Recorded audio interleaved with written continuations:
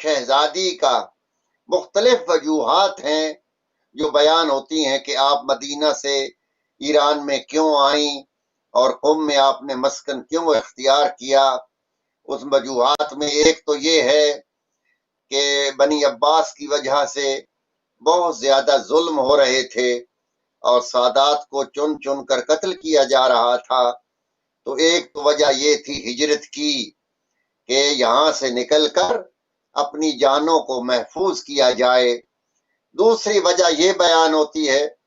کہ آپ امام علی رضا علیہ السلام کی جدائی کو برداشت نہیں کر رہی تھیں۔ امام موسیٰ کاظم علیہ السلام جیسے کہ آپ کو سب کو معلوم ہے کہ آپ زندان میں چلے گئے اور آپ کا بیشتر زندگی کا حصہ جو ہے وہ زندان میں گزرا، تو چنانچہ آپ نے زندان میں جاتے ہوئے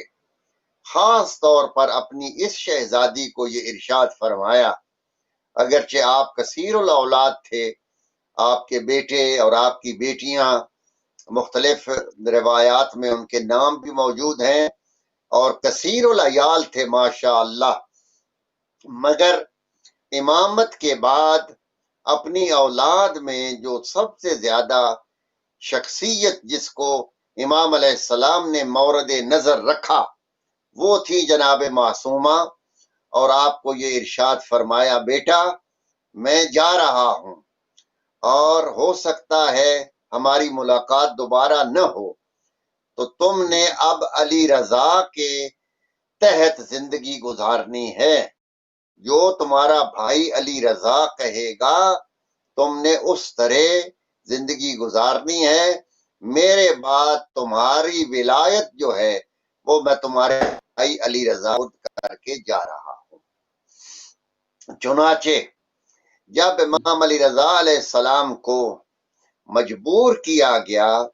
یہ مامون رشید کا زمانہ تھا، خلیفہ عباسی، اور اس نے امام علیہ السلام کو مجبور کر کے کراؤن پرنس بنایا اور آپ کو مدینہ سے خراسان میں منتقل کر دیا گیا، جو ایران کا علاقہ آج کل مشہد ہے، یہاں پر آپ کا مزار اقدس موجود ہے اور زائرین جاتے ہیں۔ 1 سال شہزادی نے بھائی کی جدائی کو برداشت کیا، اس کے بعد جب یہ دکھ جدائی کا زیادہ بڑھا تو آپ نے پھر ارادہ کیا کہ میں جا کر اپنے بھائی کی ملاقات کروں۔ چنانچہ یہ دوسرا سبب جو علماء نے لکھا ہے وہ یہ تھا، پہلا یہ تھا کہ اپنی جان کی حفاظت اور سادات کی نسل کی حفاظت۔ چنانچہ میں یہاں یہ بھی عرض کر دوں، ہمارے ہاں پنجابی کی جو ذاکری ہے اس میں اکثر یہ سنا گیا ہے کہ فاطمہ معصومہ اکیلی گئی تھی اور ان کے ساتھ صرف ایک تھی، اور یہ عموماً پڑھا گیا ہے کہ معصومہ راستہ بھول گئیں اور کنیز نے پکارا امام موسیٰ کاظم علیہ السلام کو، تو اس قسم کی روایات ہمارے ہاں ذاکری میں موجود ہیں، اور اسی طرح اور مصائب میں بھی موجود ہیں جو لا علمی کی وجہ سے، تاریخ سے نابلد ہونے کی وجہ سے یہ جو ہمارے ذاکرین حضرات ہیں یہ ان روایات کو تیار کر کے مومنین کی خدمت میں پیش کرتے ہیں، مومنین کے ذہن میں بھی ایک تصویر بن جاتی ہے ایسا ہی ہوا ہوگا۔ یہاں میں یہ عرض کر دوں شہزادی اکیلی نہیں گئی ہیں بلکہ آپ کے ساتھ ایک بہت بڑا کاروان تھا